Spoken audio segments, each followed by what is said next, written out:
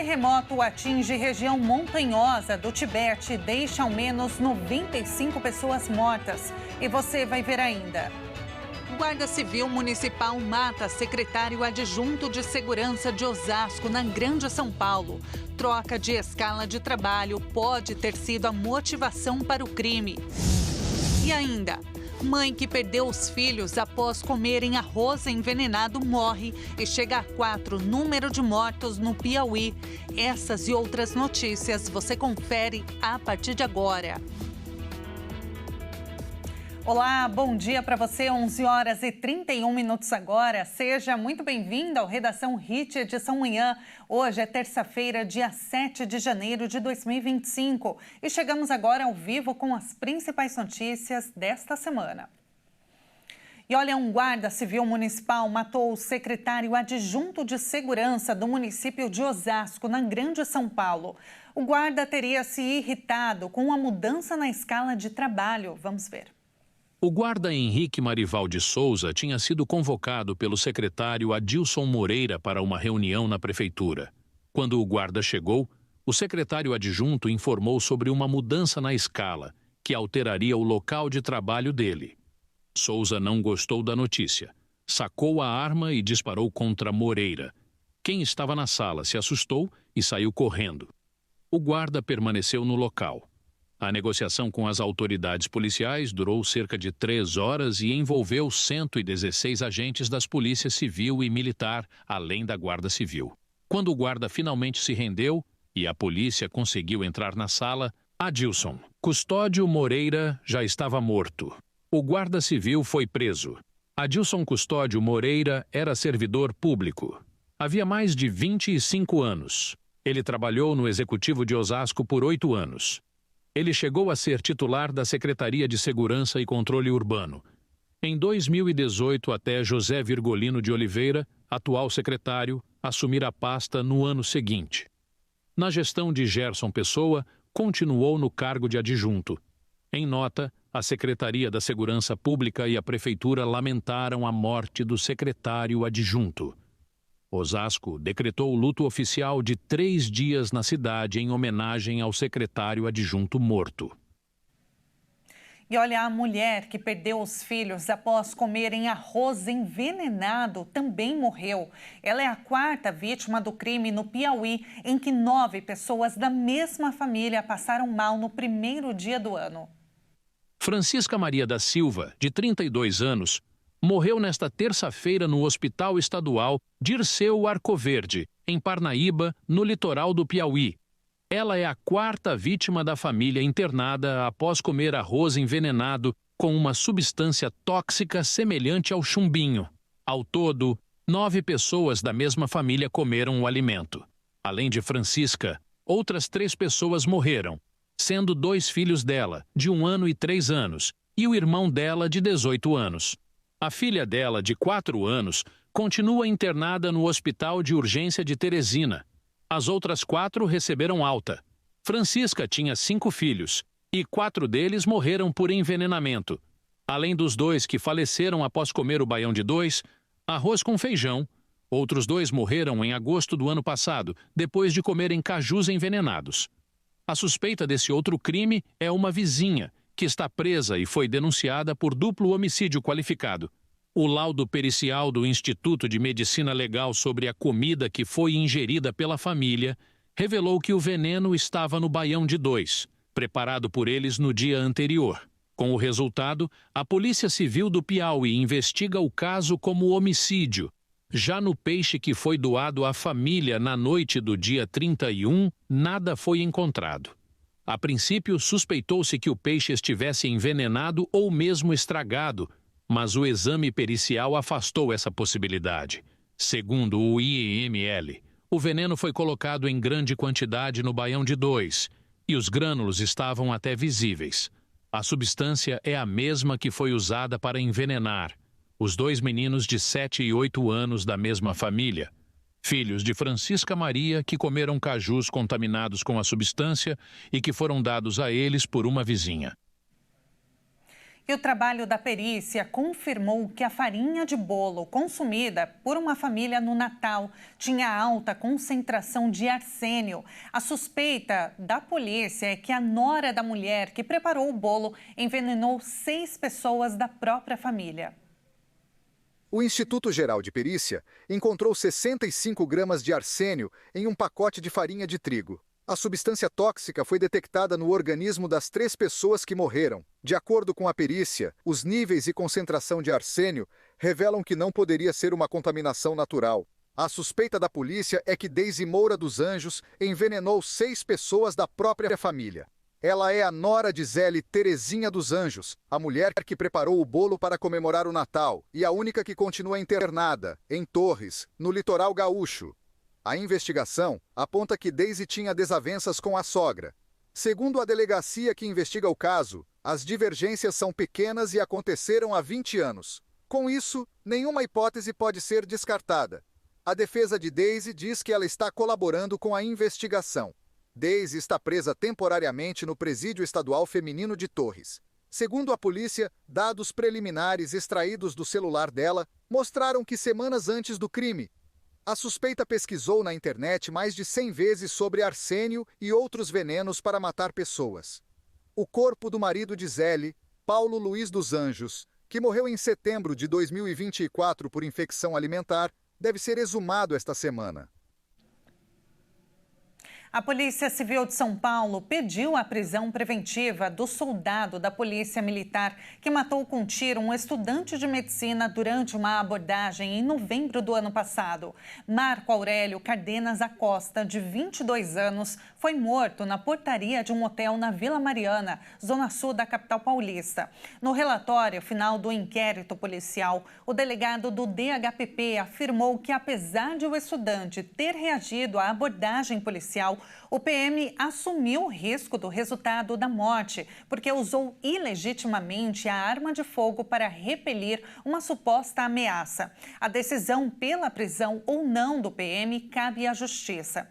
O policial já havia sido indiciado no inquérito policial militar por homicídio doloso e permanece afastado das atividades, assim como o PM que o acompanhava no dia do ocorrido. E olha, o IBAMA confirmou nesta segunda-feira a existência de fissuras no tanque de um dos caminhões que afundou no Rio Tocantins após o desabamento da ponte JK, que liga o Tocantins ao Maranhão. O veículo da empresa Piraquímica continha 23 mil litros de ácido sulfúrico. 23 mil litros de ácido sulfúrico e afundou no Rio Tocantins após a queda da ponte Juscelino Kubitschek de Oliveira, que liga o Tocantins ao Maranhão, apresenta fissuras no tanque e um vazamento do material foi confirmado. A informação é da Agência Brasil, citando o IBAMA. Na sexta-feira, mergulhadores já haviam constatado a presença de 2 fissuras no tanque, após a suspeita de um possível vazamento levantada pela equipe da Marinha do Brasil, que atua na operação de busca e resgate das vítimas. Apesar de o veículo da empresa Piraquímica transportar 23 mil litros de ácido sulfúrico no momento do acidente, o IBAMA disse que as análises da qualidade da água do Rio Tocantins não demonstram alterações consideráveis, com os parâmetros avaliados dentro da normalidade para a água doce e não foi constatado impacto à fauna local. Um trabalho contínuo de acompanhamento da qualidade da água é feito diariamente pela Agência Nacional de Águas e Saneamento Básico, com a Secretaria de Estado do Meio Ambiente e Recursos Naturais do Maranhão. Outros 2 caminhões também caíram com a ponte no dia 22 de dezembro, um com 40 mil litros de ácido sulfúrico, que o tanque permanece intacto, e o terceiro, com bombonas carregadas com agrotóxico, ainda não se tem uma resposta sobre o estado da carga. No episódio, 14 pessoas morreram e 3 permanecem desaparecidas.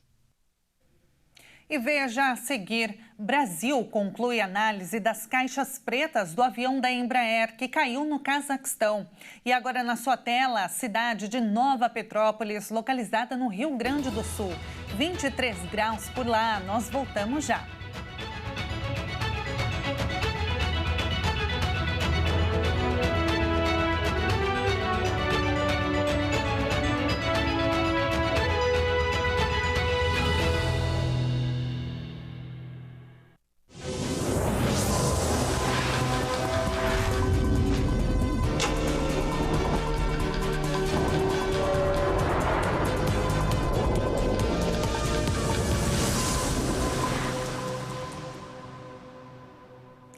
Nós estamos de volta agora pelo horário de Brasília, 11 horas e 43 minutos.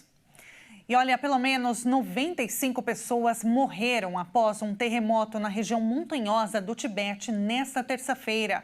Mais de 1.000 casas foram destruídas pelo tremor e algumas pessoas ainda estão presas sob escombros de prédios que desabaram. Uma série de fortes tremores sacudiu a capital do Nepal, Katmandu, pouco antes do amanhecer desta terça-feira, depois que um sismo de magnitude 7,1 foi registrado em uma região remota do Himalaia, perto do Monte Everest. De acordo com o Centro Geológico dos Estados Unidos, o epicentro do tremor foi registrado na China, mas balançou edifícios em Katmandu, que fica a mais de 200 quilômetros de distância. Os sismos também atingiram a região dos Himalaias no Tibete, sudoeste da China, com 95 mortos. As áreas do entorno do Lobouche, no Nepal, nas montanhas mais altas próximas do Monte Everest, também foram sacudidas pelos tremores e as réplicas. O Nepal está situado em uma falha geológica onde a placa tectônica indiana pressiona a euroasiática, razão pela qual ocorrem terremotos frequentes. Em 2015, quase 9.000 pessoas morreram e mais de 20.000 ficaram feridas por um terremoto de magnitude 7,8 que atingiu o Nepal e destruiu mais de 500 mil de residências. E mais cedo, nós conversamos por telefone com um especialista, o professor Jorge Sandi, geofísico do Centro de Sismologia da USP, explicou por que um terremoto acontece. Vamos ouvi-lo. Por que acontecem os terremotos? O terremoto é nada mais a resposta da liberação instantânea de energia que é acumulada por muitos milhões de anos, vai acumulando milhões ou anos, vai acumulando, até essa pressão não ser suportada e aí aconteceu o terremoto. Esse terremoto geralmente acontece no limite de placas, onde as regiões que são propícias a ter atividades sísmicas com maiores magnitudes. Então o terremoto é nada mais uma liberação instantânea de energia que foi acumulada e a rocha chega a ter uma pressão, não suporta mais e aí libera o terremoto. Novamente, o limite máximo, assim, nas regiões que têm mais atividade sísmica, é exatamente o limite de placas. O Instituto Geológico dos Estados Unidos registrou uma magnitude ainda maior do que a da Agência de Sismologia da China, apontando que o tremor foi de 7,1 graus. O que isso significa na prática e por que essa diferença na categoria? O professor Jorge Sandi explica para a gente. A diferença de magnitude é devido ao USGS, que é o Serviço Geológico Americano, ele faz um monitoramento global. E o serviço chinês, ele tem mais estações, mais regiões para informar com mais clareza a atividade sísmica local da região com magnitude mais clara. Então, embora o USGS seja um órgão oficial, depois das estimativas oficiais, eles chegam à conclusão, junto com os dados chineses, para ter uma definição mais concreta. Então, por isso essa diferença.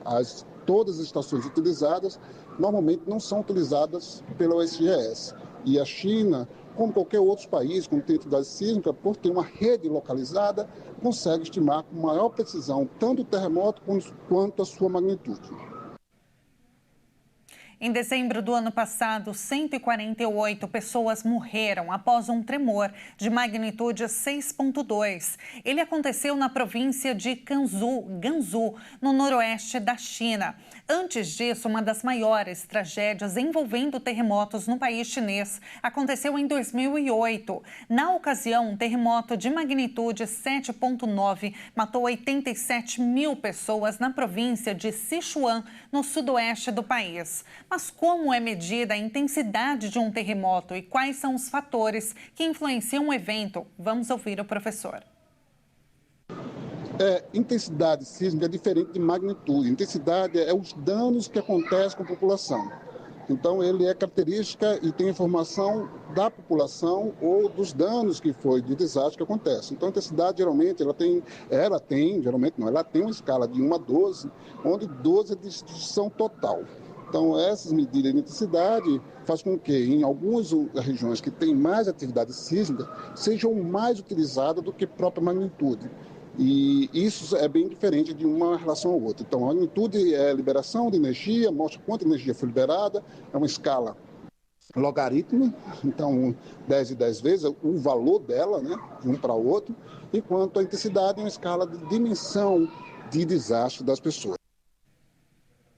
Nós ouvimos o professor Jorge Sandi, geofísico do Centro de Sismologia da USP, que explicou para a gente como acontecem os terremotos. E agora a gente muda de assunto porque o Brasil, que assumiu a presidência do BRICS em 2025, anunciou a adesão da Indonésia em uma nova ampliação do grupo das principais economias emergentes, que inclui ainda China, Índia e Rússia. Novo integrante no BRICS. O Brasil, que assumiu a presidência do grupo em 2025, anunciou a adesão da Indonésia. A entrada do país asiático é a mais recente ampliação do bloco, formado pelas principais economias emergentes, que inclui também China, Índia e Rússia.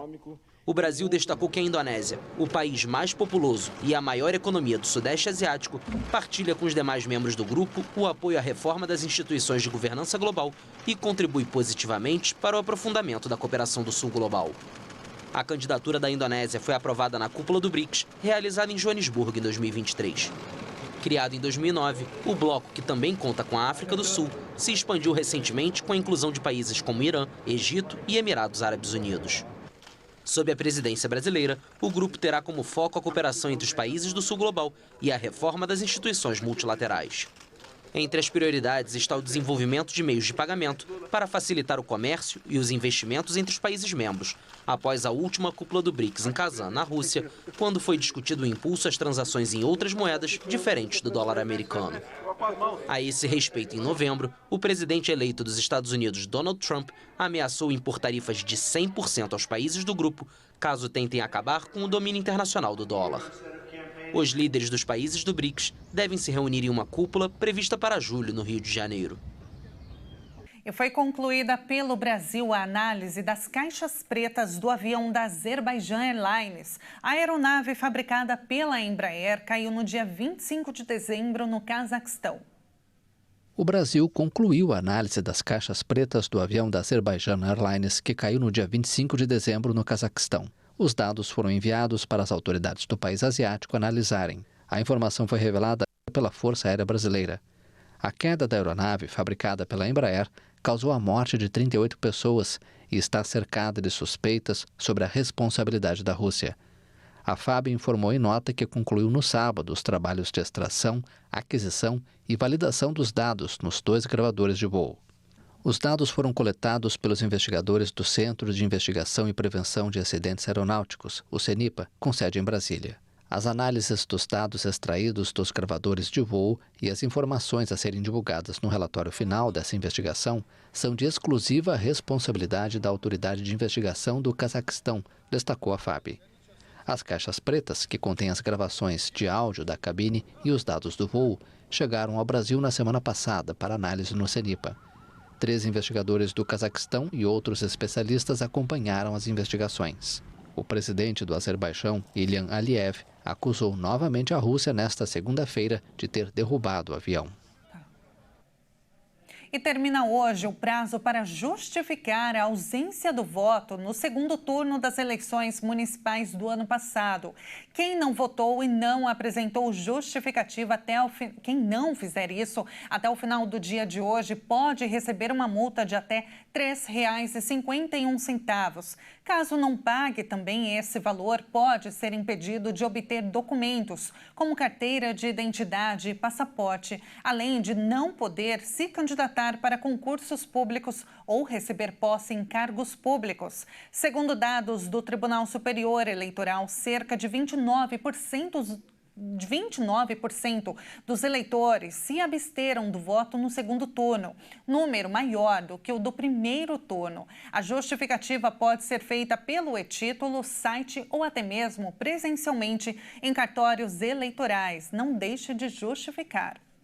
E olha, os estados da Bahia e da Paraíba lideram no crescimento entre os destinos mais procurados para o verão 2025.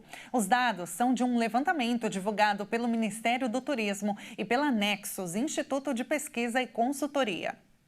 A pesquisa sobre tendências de turismo, verão 2025, e o comportamento da população brasileira revelou que 35% dos brasileiros ou cerca de 59 milhões de pessoas, pretendiam viajar a lazer entre dezembro de 2024 e fevereiro deste ano. Desses, 97% planejavam passear dentro do país. Entre os principais destinos procurados por esse grupo, a Paraíba foi o estado que teve crescimento mais expressivo em relação ao último verão. Na época, apenas 2% dos entrevistados planejavam ir para a Paraíba. Agora já são 7%.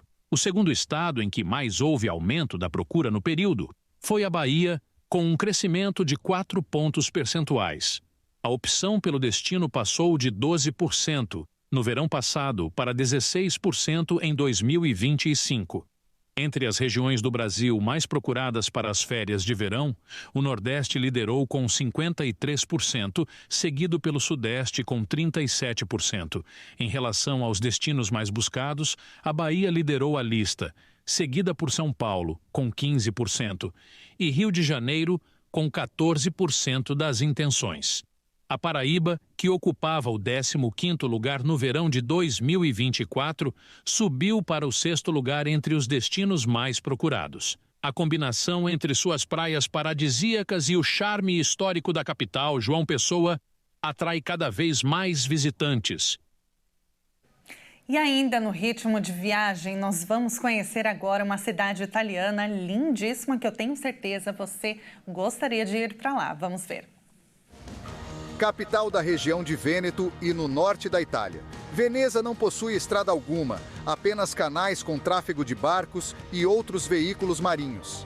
Veneza também é formada por mais de 100 pequenas ilhas, o que incentiva o tráfego pelas águas. Para os visitantes, museus e exposições de arte são os mais chamativos e expandem os olhares para a história italiana e de artistas populares da era renascentista, como Leonardo da Vinci ou Michelangelo.